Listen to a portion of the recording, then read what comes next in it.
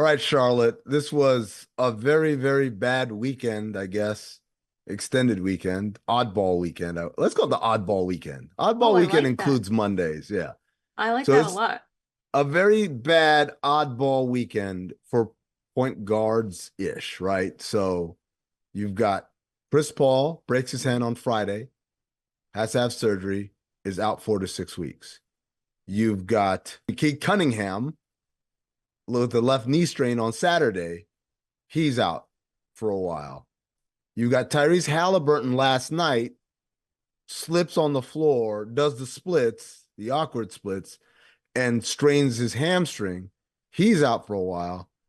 But then perhaps most devastatingly, John Morant, who I saw in Phoenix on Sunday night, he was questionable to play, then wasn't in the lineup. And as I was walking from the media room, grabbing my last waters to go up to my seat, I get held by security. They say, hold on, we've got players still coming. I'm like, game's about to start. What players are still out? And it was the Memphis Grizzlies guys. And among them was John Morant. And John Morant, who was questionable that night, was walking out with a shoulder sling on. And I said, that doesn't look good.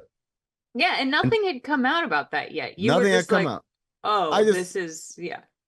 and we get the news yesterday. He has to have shoulder surgery. He's out for the rest of the year.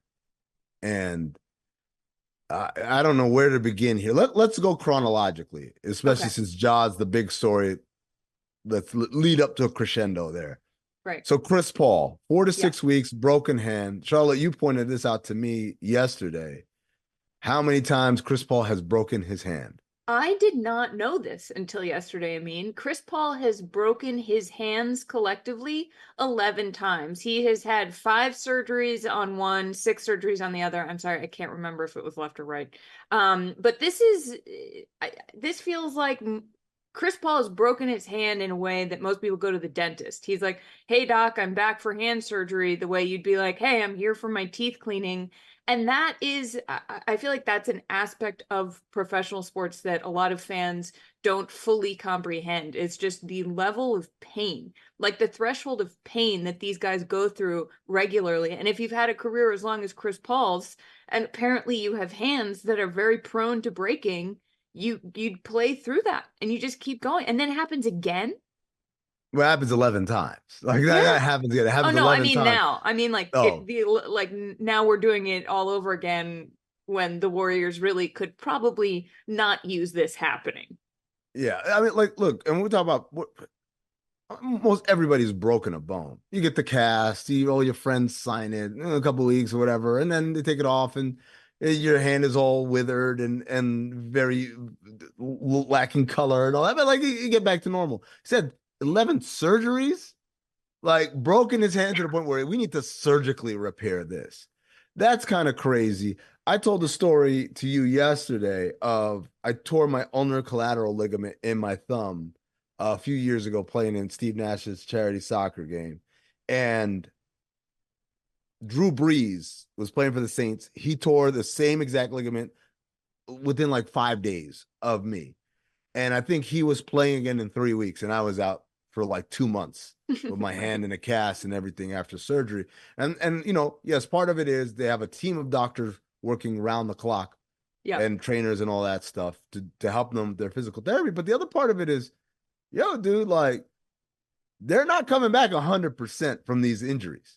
Right. They're coming back when the doctor says, okay, you're not going to hurt it again playing. It may Yeah. still pain you, but you will not re-injure it. That's when they're getting cleared. And so, like you said, for the Warriors, they just now got Draymond cleared. He's ramping up, and wouldn't you know it, they lose Chris Paul. And that's just another kind of setback in a season of setbacks for the Warriors. That's tough. I feel so bad for Chris. I know he's had a couple of hand surgeries before, I believe. Maybe I think it was on the other hand, but yeah, I saw him holding it and instantly was worried, and so just got the word after walking off the floor. So I feel terrible for Chris, and obviously guys will step up and be ready to play, and we've got to hold down the fort without him. we move on to Saturday. Cade Cunningham strains his knee in a game against the Nuggets. The shocker, spoiler alert, the Pistons lost that game. Wait, But what? yeah, no, Oh oddly my, enough. the Pistons lot. Anyway. Yeah, I know that's not quite in their character, but Cunningham has been a bright spot, depending on who you ask. There's some people who think that Cunningham is a highly inefficient player who's just burning up empty calories out there on the floor. But regardless of how you look at him, if you're watching a Pistons game and you say who's the best player, it's that guy. It's Cade Cade Cunningham. And so in a season of darkness, the one lit match of brightness for them has been extinguished, at least for a little bit. Charlotte, do you think this makes them more depressed, or it's just like status quo?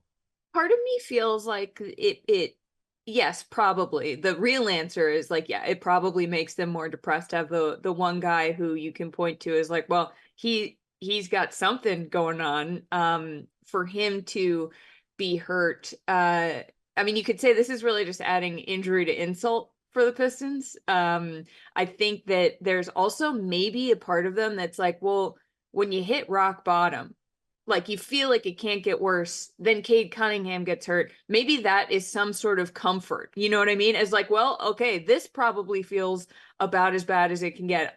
Trust me, I feel like when it comes to the Pistons, it can always get worse. But maybe there's sort of like a freedom in the nihilism of that for those players right now. Is the darkest interpretation. Quick, I need a Hollywood supercut of every time that one character says, well, at least it can't get any worse. And then something happens, someone like, it got worse. Oh, if you can't, I don't think you could even jinx the Pistons at this point, but if you could, I just did. If you try to jinx the Pistons, it'll actually bounce back onto you and it'll jinx yourself. Oh, like this is the Bane quote, right? You merely adopted the darkness. I was born in it. This is the Pistons are like, this is life for us. You call this a bad day? I call it Saturday. Saturday, SADD. All right, moving on. Monday, we got the Tyrese Halliburton injury where he does the splits and he strains his hamstring. And Tyrese Halliburton, as we called him, the last hope.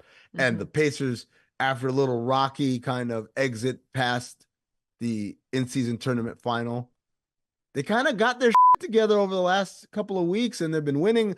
Playing the Bucks, I guess, really helps because you whooped up on them. And so here we are where it's like we got momentum. All-Star break is 6 weeks away. This dude is going to be a star of All-Star weekend. How can we build real momentum and continue to move up above the break in the play-in tournament versus playoff-bound teams? And that's tough. That's a tough one. Thankfully, it's not worse. It's not a tear or a rupture of anything. So on the one hand, you knock on wood if you're the Pacers. On the other hand, time for TJ McConnell, Andrew Nembhard to, tighten up those laces and get it going because they got to keep the ship afloat while Tyrese is out. The level of despair that I felt when I saw that injury happen and he goes into these splits and that doesn't happen unless they've had the year that they've had. And so I'm hoping he's only out for a few weeks, which I think maybe seems like it's possible. I don't fully know how these injuries work, but if he's not 100% for All-Star, that would really suck. So let's put him in a bubble, please. But one person who will not be in a bubble is Ja Morant. Ja Morant, shoulder surgery, out for the year. It wasn't just the sling. And Charlotte, I'm going to go with the unpopular opinion that I think this is actually a relief for Memphis because the amount of pressure on them to play mistake-free basketball from now until April was immense. Brandon Clark is supposed to come back after the All-Star break. Steven Adams is still obviously out for the year. And they haven't found that rhythm yet. And so this, at least I feel like, allows them to be like, let go, let God. Yeah, they don't have to rush people coming back. They don't have to try to make a win now trade. They can take their time and I like that. Let go and let God. Memphis Grizzlies 2024.